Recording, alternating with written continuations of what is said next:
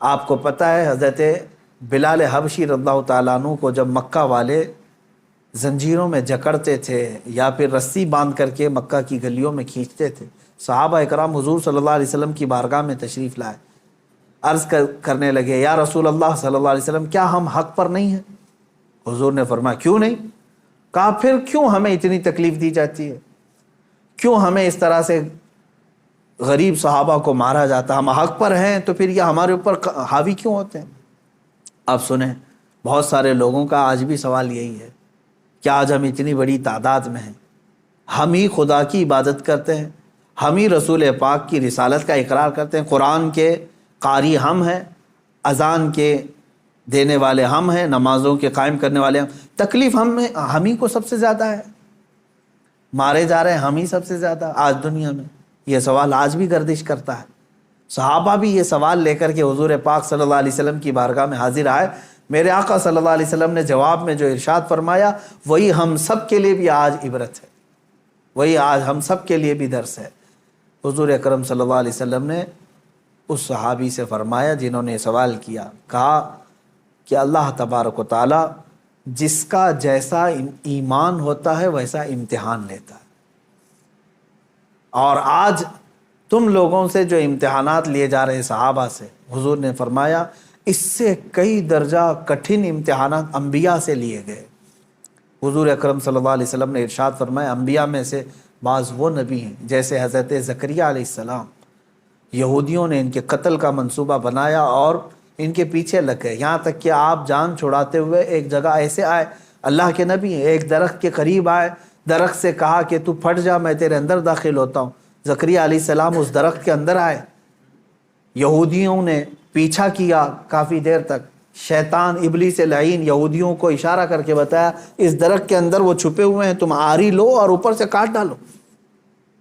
یہودیوں نے اس درخت کو اوپر سے کاٹنا شروع کر دیا، جس پورے درخت کے پیٹ کے اندر حضرت زکریا علیہ السلام ہے، اوپر سے آری سے وہ کاٹتا جا رہا ہے یہودی، اور وہ سب کاٹتے جا رہے ہیں، آری کے کٹنے کی آواز آپ کو آ رہی تھی اور سر مبارک تک پہنچ چکا تھا۔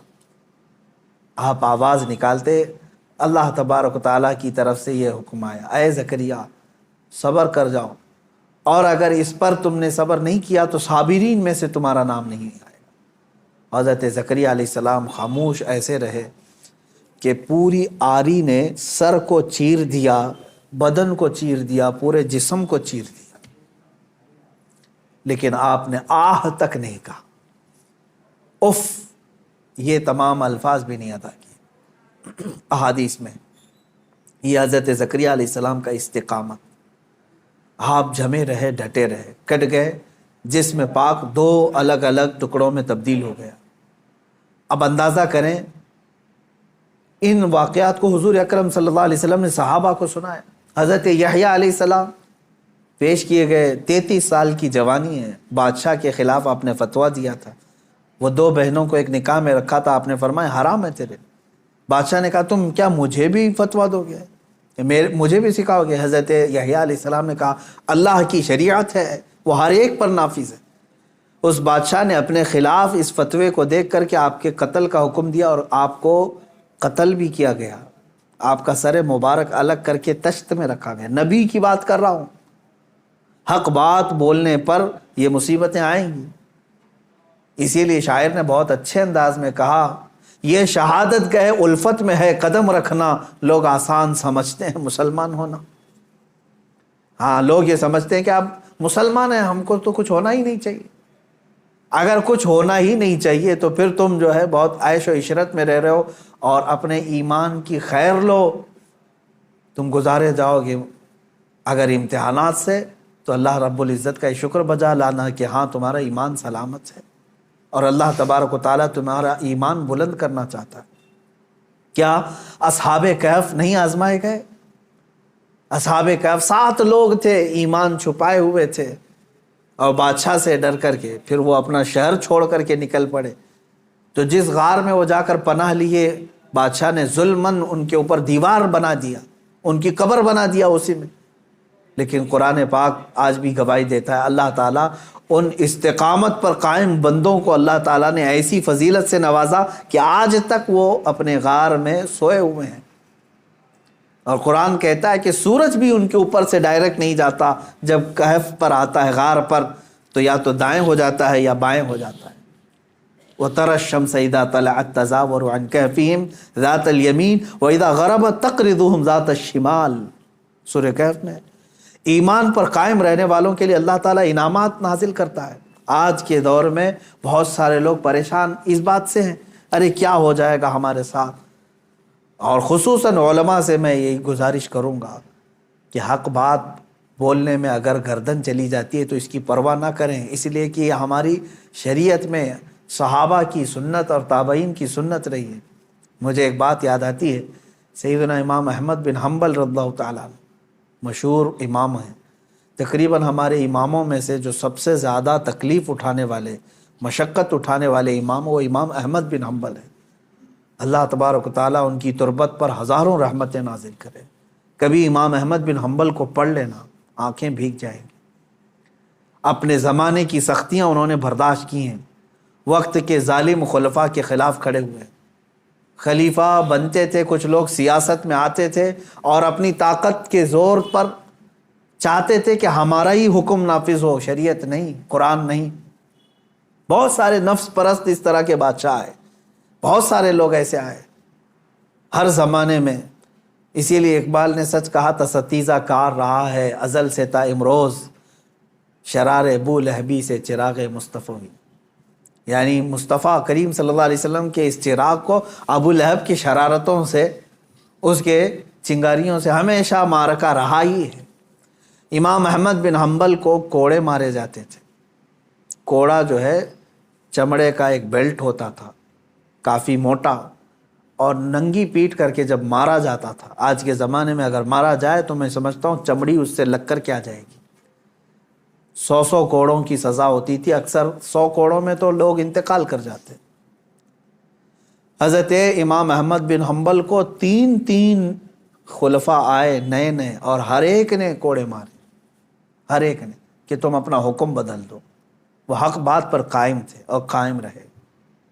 امام احمد بن حنبل ایک جگہ گزر رہے تھے، اس وقت کا ایک مشہور ڈاکو تھا، چور تھا، اور وہ قریب میں آیا، امام احمد بن حنبل سے جو بات کہہ رہا تھا آج ہم سب کے لیے عبرت ہے۔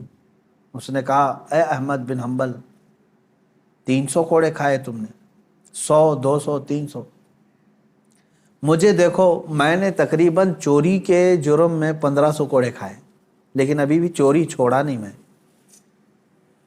چوری کرتا پکڑا جاتا، چوری پر اتنے 100 کوڑے نہیں مارے جاتے، کبھی 20 کوڑے، کبھی 25 کوڑے، کبھی 40 کوڑے، قاضی اس طرح لگاتے رہتے۔ تو وہ گن کے رکھا ہوا ہے، وہ کہتا ہے میں نے اب تک 1500 کوڑے کھا لیے لیکن ابھی چوری چھوڑا نہیں ہوں۔ وہ کہتا ہے کہ میں 1500 کوڑے کھا کر کے چوری نہیں چھوڑا، تم 300 کوڑوں پر حق بات کو نہیں چھوڑ دینا۔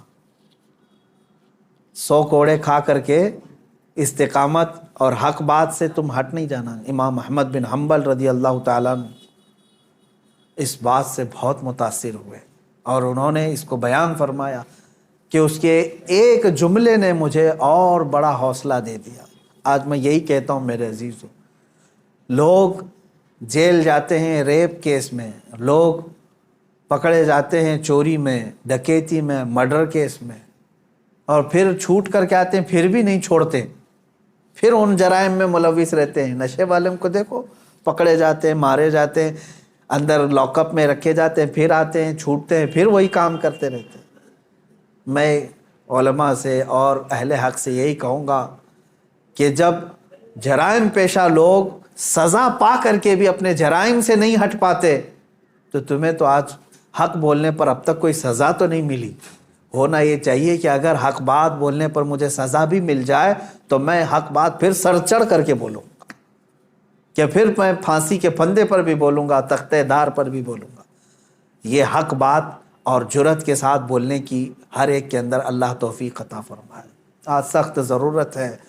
میں مسلمانان ہند سے یہ کہوں گا، اب حالات ایسے ہیں کہ تمہارے استقامت کا امتحان ہوگا، تم ایمان پر کتنے ڈٹے ہو، تم شریعت مصطفیٰ صلی اللہ تعالیٰ علیہ وسلم پر کتنے جمے ہو، یہ تمہیں آزمایا جائے گا۔ آج بہت سارے صلح کلی وہ ہیں سیکولر جو اپنے آپ کو کہتے ہیں، وہ یہ بھی اچھا وہ بھی اچھا، چھوڑو میاں کائے کا فساد۔ ہم کوئی فساد کی بات نہیں کر رہے ہیں، ہم صرف اتنی بات کہہ رہے ہیں جس نبی کا تم نے کلمہ پڑھا ہے اس نبی سے وفاداری کرو، اس رسول پاک صلی اللہ تعالیٰ علیہ وسلم کے پورے ہو جاؤ۔ تم اپنے ماں باپ کے خلاف گالیاں سننا نہیں چاہتے اور حضور پاک صلی اللہ علیہ وسلم پر گالیاں دی جاتی ہیں، تب تم کہتے ہو نہیں یہ سیکولر چیز ہے، سب چلتا ہے، معاذ اللہ رب العالمین۔ ایسی سیکولر بھاڑ میں جائے، اور ایسی سیکولرزم سے ہم پناہ مانگتے ہیں، اللہ کی پناہ، ایسی منافقت سے جس میں بندے کا ضمیر اور اس کا ایمان ختم ہو جاتا ہے۔ اے میرے عزیزو، استقامت کو سیکھو اور اس پر قائم رہو، جمے رہو،